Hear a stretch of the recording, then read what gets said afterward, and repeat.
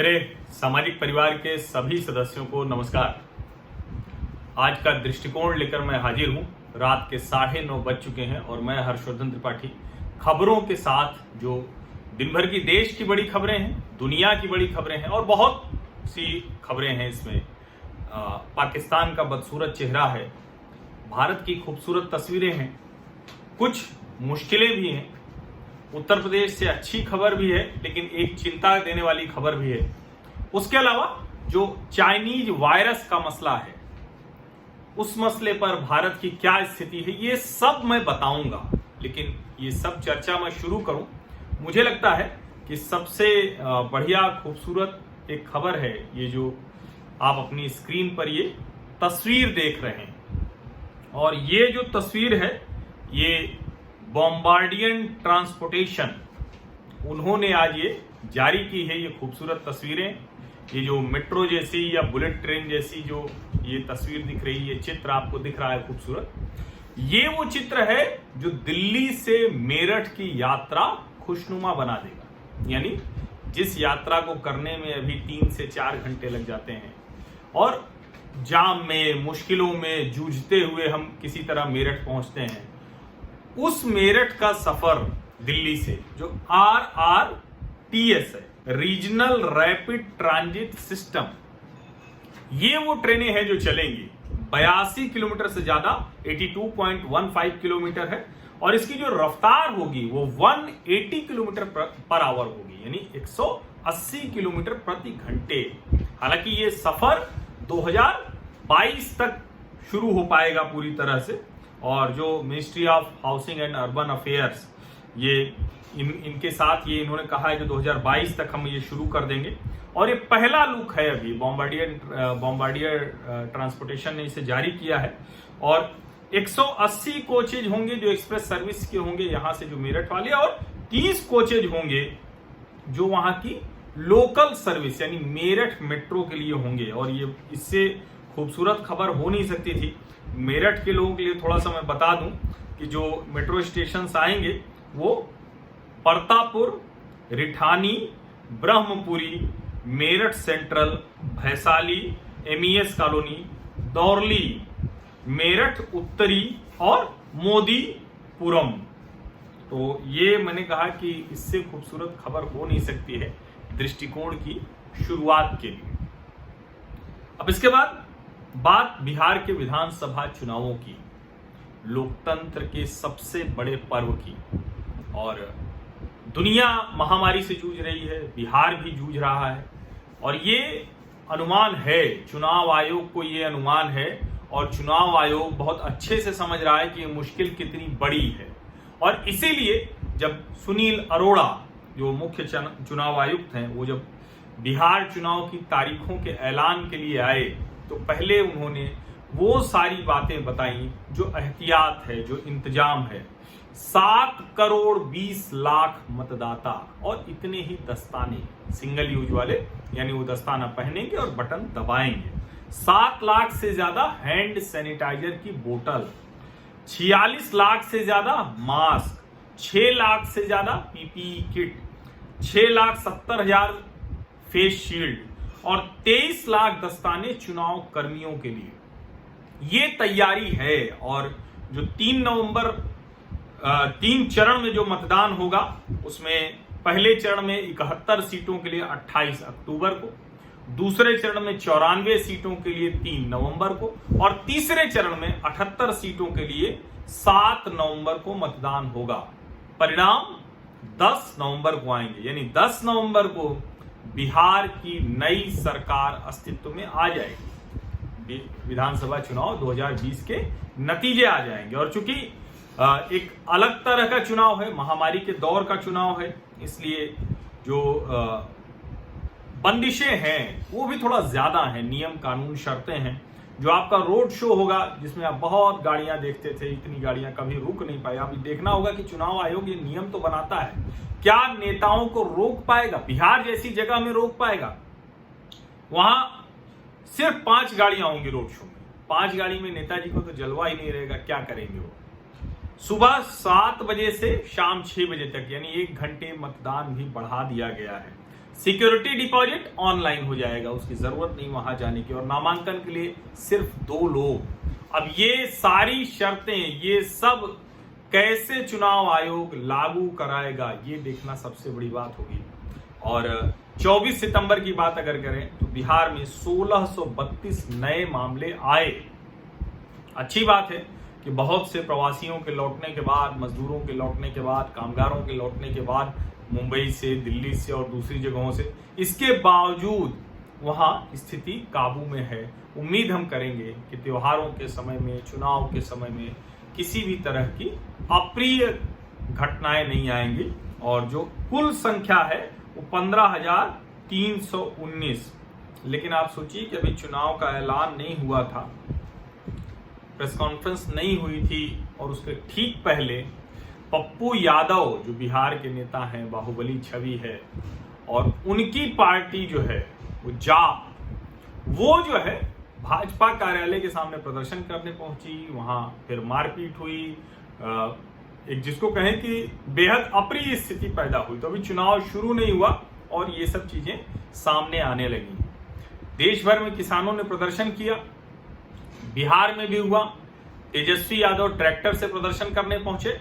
भैंस पर भी राष्ट्रीय जनता दल के लोगों ने भैंस पर बैठकर भैंसों को लेकर प्रदर्शन किया। और यही सब प्रदर्शन की तस्वीरें आती हैं तो जनता को लालू जी का राज नजर आ जाता है, याद आने लगता है। भले लालू जी की तस्वीरें नहीं हैं, लालू जी ने नहीं है इस चुनाव में, वो अभी जेल में है, हालांकि जेल के बहाने वो रांची में है, रिम्स में। किसानों ने आज देश भर में प्रदर्शन किया, कई जगह हिंसक प्रदर्शन भी हुआ, लाठियां भी बाजी गई। सबसे ज्यादा जिसको कहें कि प्रभावी था वो पंजाब में ही था। इसके अलावा देश के अलग अलग हिस्सों में भी छिटपुट खबरें आई किसानों के प्रदर्शन की। और इसमें कहीं कोई संदेह नहीं है कि अगर किसान सहमत नहीं है तो उनको समझाने की कोशिश की जानी चाहिए। लेकिन किसान उन पार्टियों के कहने पर कैसे प्रदर्शन करने जा सकते हैं, कैसे बात करने जा सकते हैं, कैसे विरोध करने जा सकते हैं, जिन पार्टियों ने कहा था कि हम एपीएमसी खत्म करेंगे, जिन पार्टियों ने कहा था कि हम किसी भी हाल में आपको, जो बिचौलिए हैं, जो मंडी का भ्रष्टाचार है, जो प्रशासन की लापरवाही है, उससे आपको मुक्त करेंगे।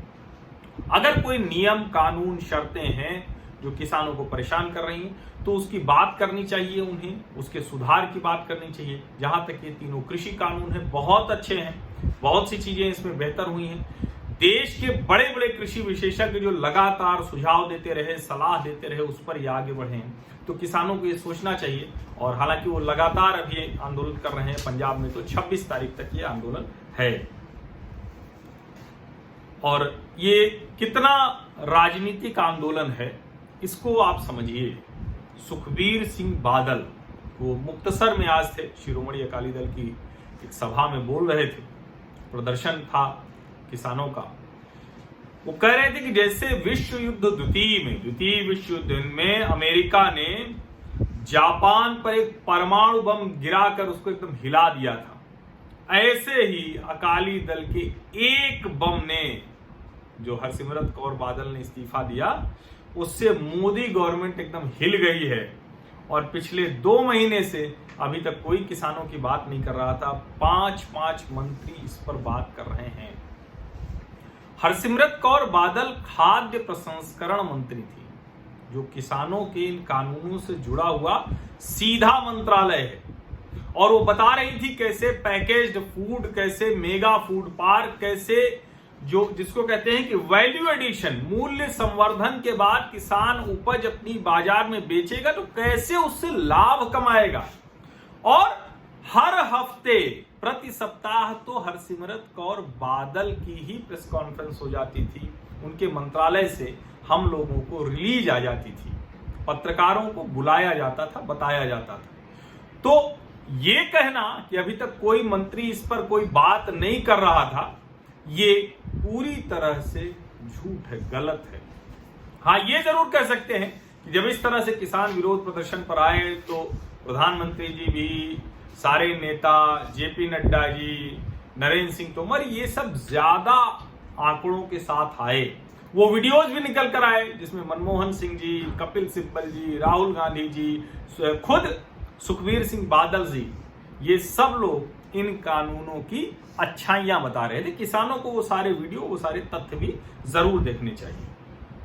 आज पंडित दीनदयाल उपाध्याय जी की जयंती पूरे देश में मनाई गई। देश ने उनको याद किया। देश के एक जिसको कहें कि बहुत बड़े वैचारिक नेता के तौर पर, एक ऐसा नेता जिसका जीवन सादगी के लिए जाना जाता रहा, जिसके बारे में डॉक्टर श्यामा प्रसाद मुखर्जी कहते थे कि अगर मेरे पास 2 दीनदयाल होते तो मैं देश की किस्मत बदल देता। जिन दीनदयाल जी ने जनसंघ को और भारतीय जनता पार्टी को पार्टी विद द डिफरेंस बनाया, जिन दीनदयाल जी ने जो एक बड़ा तंत्र, जिस वक्त कोई ये कल्पना भी नहीं कर सकता था कि कांग्रेस से हटकर कुछ हो भी सकता है, उस वक्त उन्होंने वो तंत्र खड़ा किया और आज वो दुनिया की सबसे बड़ी पार्टी है। और आज जो एकात्म मानव दर्शन है उस पर केंद्र सरकार की नीतियां आगे काम कर रही हैं। उस एकात्म मानव दर्शन में जो एक व्यक्ति है जिसकी बात कही जाती है कि जिसको गांधी जी का कतार में खड़ा आखिरी व्यक्ति, बाबा साहब का वंचित शोषित, उस व्यक्ति को कैसे मजबूत किया जाए, लाभ दिया जाए, उन पंडित दीनदयाल जी की आज जयंती है और मैं भी उन्हें नमन करता हूं, श्रद्धांजलि अर्पित करता हूं। आज एक और बहुत बड़ा फैसला हुआ है और मैं अक्सर आपको बताता हूं कि सीटें मेडिकल की बढ़ गई, 48% ज्यादा हो गई, बहुत से काम हुए, लेकिन मेडिकल काउंसिल ऑफ इंडिया, इसके ऊपर बहुत भ्रष्टाचार के मामले थे, बहुत ज्यादा इसके ऊपर आरोप थे, सीटें बेचने के, गलत तरीके से लाइसेंस देने के, रजिस्ट्रेशन कराने के। वो आखिरकार मेडिकल काउंसिल ऑफ इंडिया भंग हो गया और अब नेशनल मेडिकल कमीशन, राष्ट्रीय चिकित्सा आयोग, ये बन गया है और इसमें जो इसके चेयरमैन होंगे, इसके साथ 4 ऑटोनोमस बोर्ड भी होंगे, UG PG medical education board, medical assessment and rating board, ethics and medical registration board, ये सारे के सारे बोर्ड बने हैं, 4 के चारों बोर्ड। और इन चारों बोर्ड के जो प्रेसिडेंट्स होंगे वो भी एनएमसी के मेंबर होंगे। 10 एक्स ऑफिशियो मेंबर होंगे।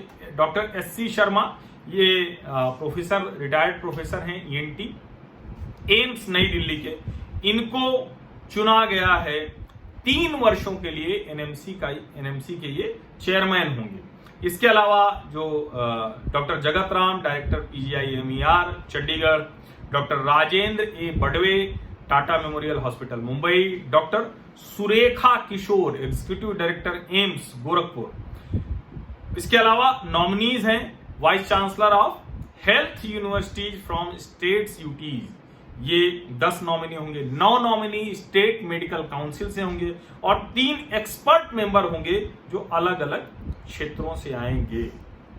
डॉक्टर स्मिता कोल्हे, ये रिनाउंड सोशल वर्कर हैं, बहुत बड़ी सामाजिक कार्यकर्ता हैं। इन्होंने आदिवासियों के बीच में बहुत काम किया है महाराष्ट्र के मेलाघाट क्षेत्र में।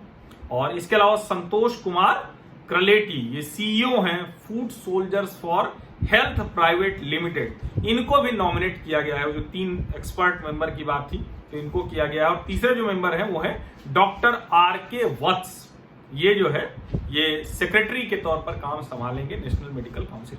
ये बहुत बड़ा फैसला है और बहुत बड़ा काम हुआ है। हम उम्मीद करेंगे कि जो मेडिकल काउंसिल ऑफ इंडिया वाला भ्रष्ट तंत्र था वो इसमें सेंध नहीं लगा पाएगा।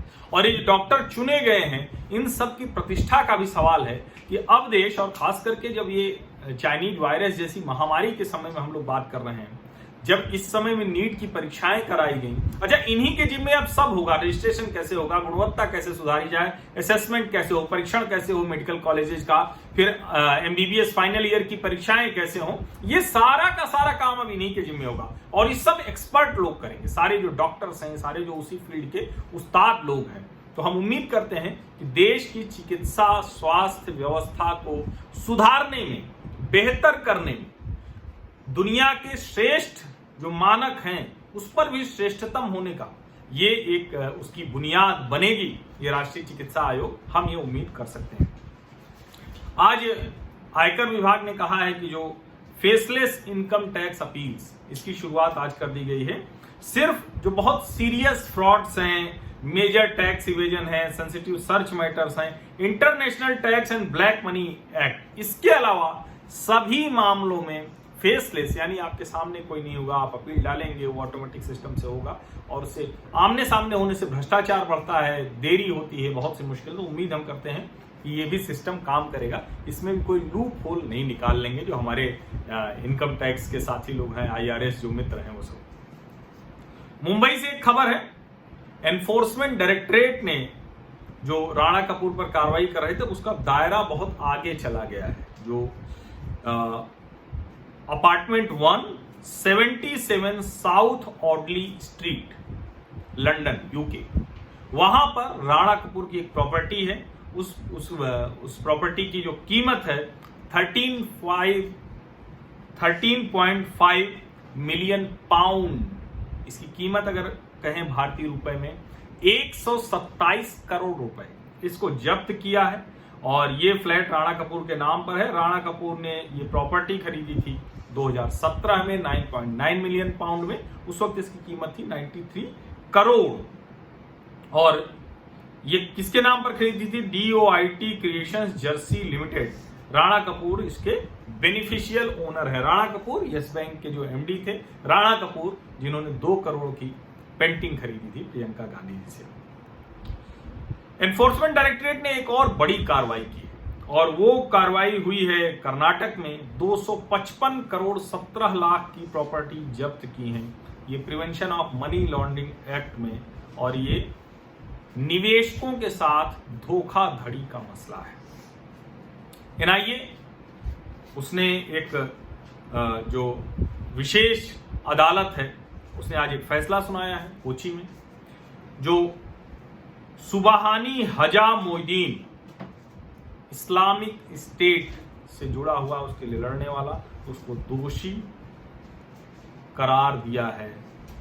सजा कितनी होगी ये सोमवार को सुनाई जाएगी। अब मैंने बिहार का आंकड़ा आपको बता दिया था बिहार चुनाव के समय, लेकिन चाइनीज वायरस का जो कहें कि दुष्प्रभाव है, इस महामारी से हम कितने पीड़ित हो रहे हैं वो जानना रोज जरूरी है प्रतिदिन, इसीलिए मैं इसको जरूर बताता हूं। और प्रतिदिन इसी से बुलेटिन नहीं खोलता, प्रतिदिन इसी से खत्म नहीं करता। उसके पीछे वजह यह है कि देश में बहुत कुछ हो रहा है। हाँ, इसकी भी जानकारी हम सबको होनी चाहिए और नियमित तौर पर होनी चाहिए। 58 लाख से ज्यादा संक्रमित हो गए हैं चाइनीज वायरस के, करीब 10 लाख अभी भी संक्रमित हैं, 47 लाख 55,000 से ज्यादा ठीक हो चुके हैं। अब तक 92,000 से ज्यादा जानें जा चुकी हैं। लेकिन पिछले 24 घंटे में रिकॉर्ड 14,92,409 जांच की गई। अब कुल मिलाकर करीब 7 करोड़ लोगों की जांच भारत में हो चुकी है। हालांकि जब हम 135 करोड़ का देश देखते हैं या कुछ और बढ़ गया होगा आंकड़ा, तो हमें लगता है कि संख्या कम है, लेकिन 7 करोड़ जांच हो गई, यानी सरकारें अपना काम ठीक कर रही हैं। और 15 लाख अगर प्रतिदिन हम जांच कर रहे हैं तो धीरे धीरे हम उस स्थिति में पहुंच जाएंगे। और जिसको मैं बहुत पहले से कह रहा था कि अगर स्टेशंस को, जो जंक्शंस हैं, उनको भी टेस्टिंग सेंटर बना दें तो अपने आप में ये बहुत चमत्कारिक मॉडल होगा। मैं इसकी चर्चा कब से कर रहा हूं, बहुत लंबे समय से। अभी मैंने एक खबर परसों देखी कि जर्मनी अब इसी मॉडल पर काम कर रहा है, लेकिन भारत में फिलहाल ये नहीं किया गया। लेकिन ठीक है कि दूसरी जो चीजें, क्योंकि मेरा ये मानना था कि जब एक बार कम्यूटिंग ठीक हो जाएगी, वहां लोगों का डर कम हो जाएगा, आप यात्रा करके आ रहे हैं, सब कुछ इंटीग्रेटेड कर दीजिए तो बहुत आसानी से ये काम हो सकता था। लेकिन कुल मिलाकर भारत सरकार, राज्य सरकारें अपने तय काम बेहतर कर रही हैं। लेकिन ये सवाल तो उठता है कि हम तीसरे सबसे ज्यादा, जहां के नागरिकों की जान सबसे ज्यादा गई है इस महामारी में, उसमें तीसरा देश हम हो गए हैं। अमेरिका में 1,98,793, ये कल तक का आंकड़ा है, 24 सितंबर तक का, इसलिए वहां मैंने 92,000 बताया, यहां थोड़ा कम संख्या है क्योंकि कल तक का है। ब्राजील दूसरे नंबर पर 1,37,272 नागरिक नहीं बचाए जा सके। भारत में 91,149 लोगों का जीवन नहीं बचाया जा सका।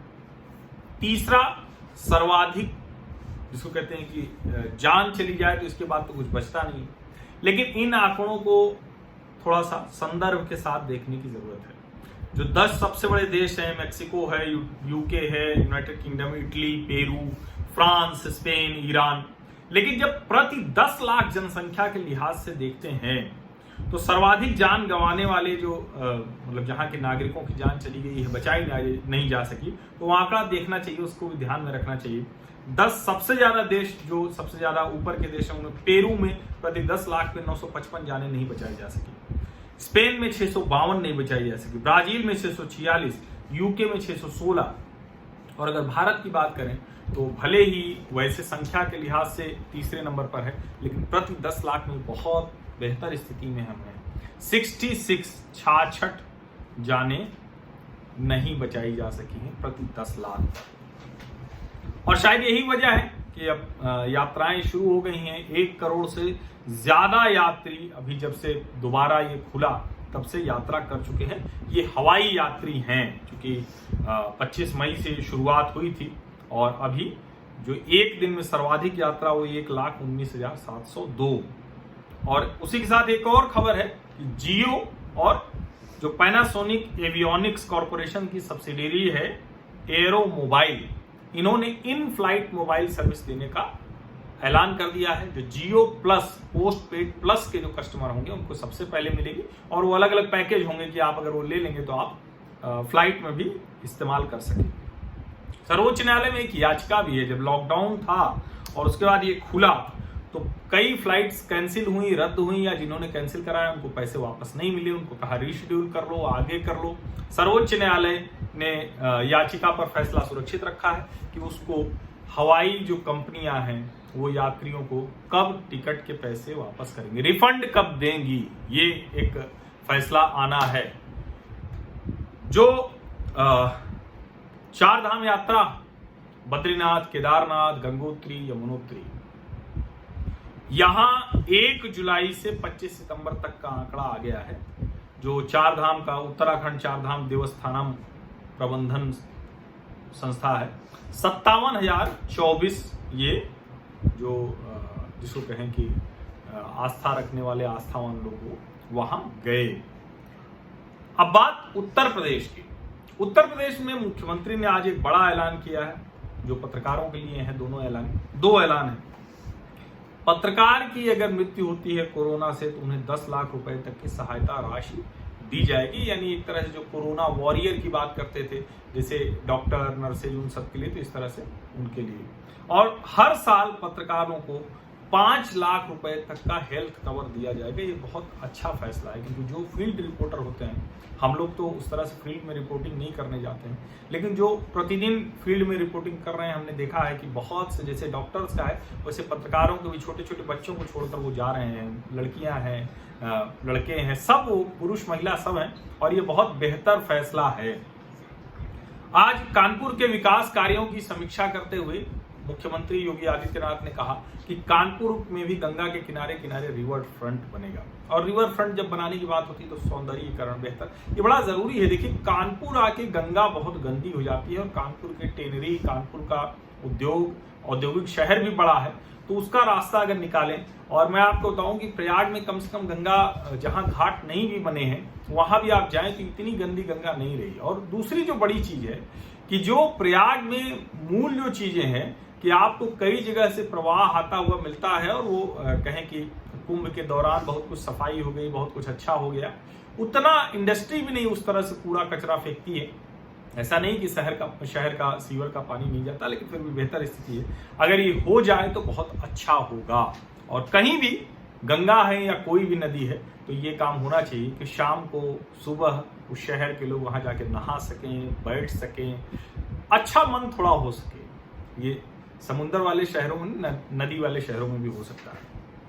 लेकिन उत्तर प्रदेश के प्रतापगढ़, हमारा अपना मूल जिला, वहां से एक बड़ी चिंताजनक खबर है। वहां के एक एसडीएम है विनीत उपाध्याय, वो आज धरने पर बैठ गए। लालगंज में पट्टा, खनन पट्टा जो होता है, वो उसमें भ्रष्टाचार के खिलाफ वो बैठ गए, और बहुत ईमानदार छवि के जो एसडीएम है, और उनको ट्रांसफर किया गया। अभी है वो प्रतापगढ़ में।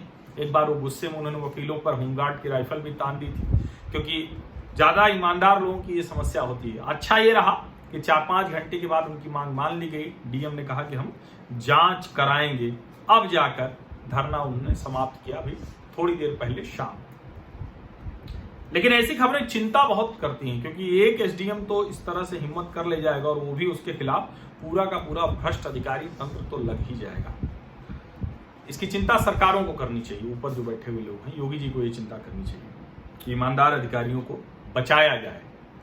महाराष्ट्र बॉम्बे हाईकोर्ट ने भिवंडी में जो बिल्डिंग गिरी थी उसका सुओ मोटो कॉग्निजेंस ले लिया है। बहुत जरूरी है, अच्छा हो कि इस पर कुछ ऐसा फैसला आए कि देश में ऐसी कोई भी दुर्घटना दोबारा ना हो। एक अच्छी खबर है, प्रकाश जावड़ेकर जी ने बताया है, वो मिनिस्ट्रियल राउंड टेबल डायलॉग में थे ऑन बायोडाइवर्सिटी, तो उन्होंने बताया कि भारत में पिछले 11 वर्षों में जो टाइगर पॉपुलेशन है वो डबल हो गई है और जो जंगल है, हरियाली है, वो 25% बढ़ गई है।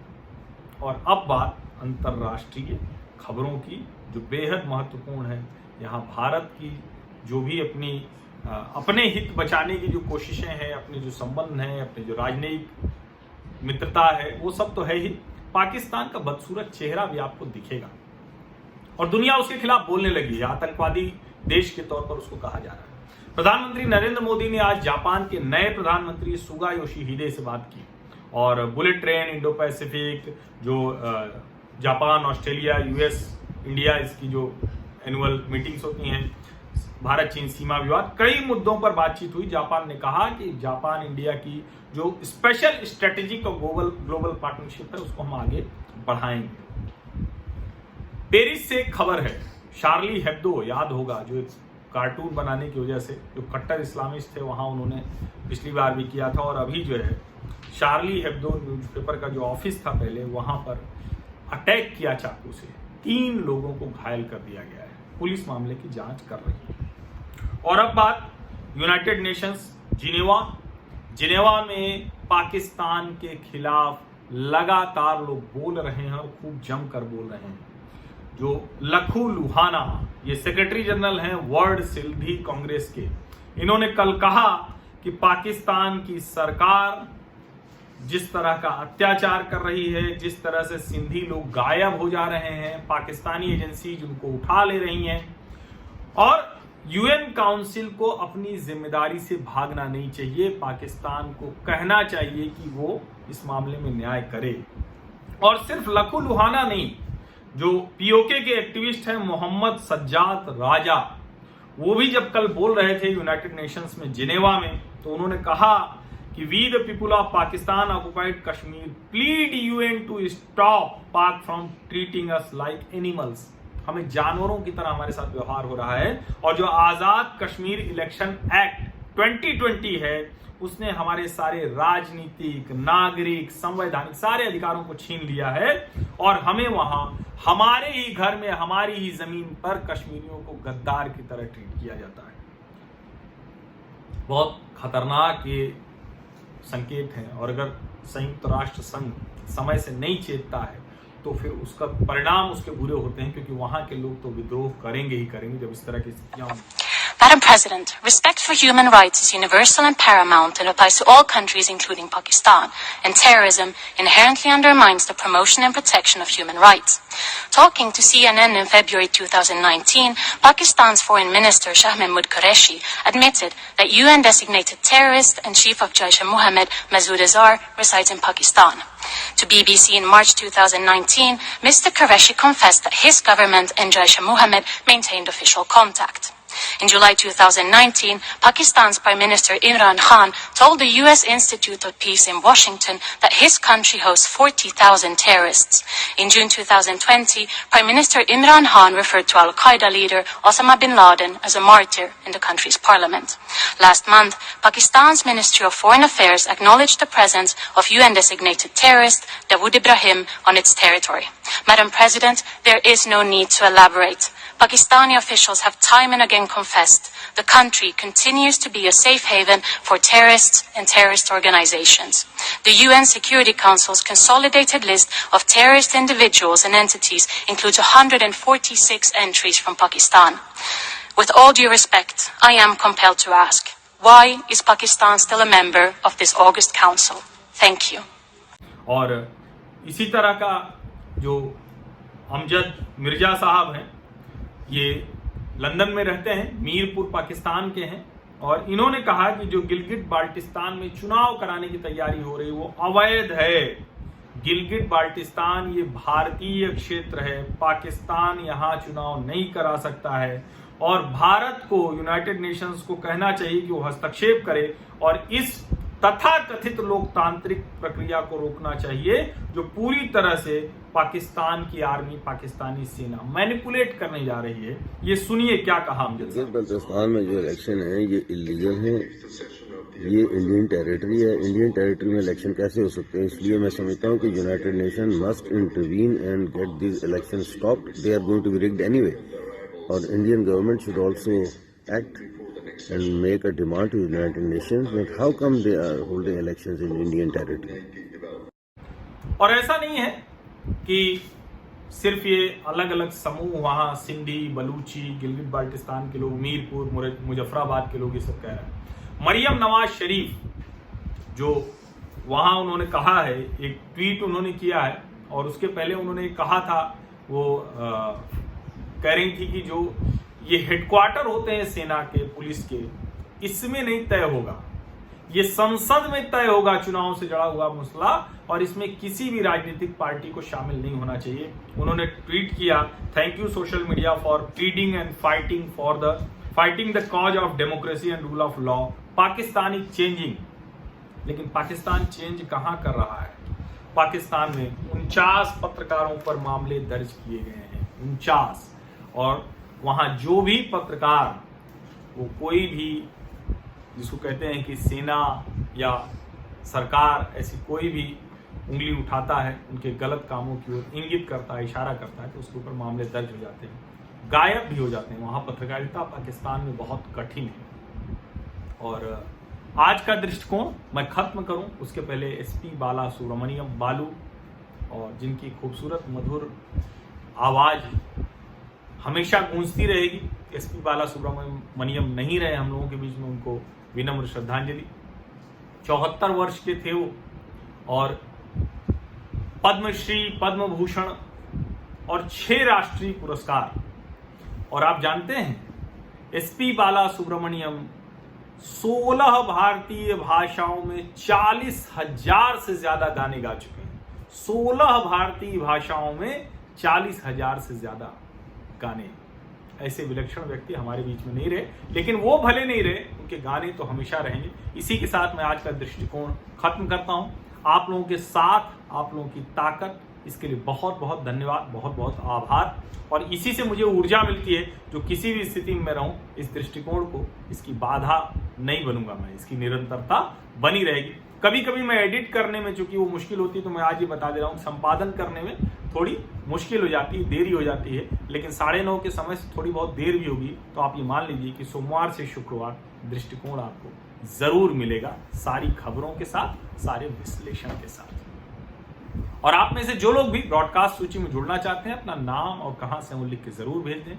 जो लोग स्वैच्छिक तौर पर आर्थिक सहयोग करना चाहते हैं, वो भी आप व्हाट्सएप करेंगे, नीचे डिस्क्रिप्शन में जो नंबर है, तो मैं आपको वो तरीका बताऊंगा। बहुत बहुत धन्यवाद। हमारा सामाजिक परिवार बढ़ रहा है, हमारी ताकत बढ़ रही है। हम एक पॉजिटिव नैरेटिव, सकारात्मक, सार्थक विमर्श तैयार करने में सफल हो रहे हैं। और ये सब खत्म होने दीजिए, मैं शहरों में आपके पास आऊंगा और हम आपसे बातचीत करेंगे कि और क्या इसमें किया जा सकता है। बहुत बहुत धन्यवाद।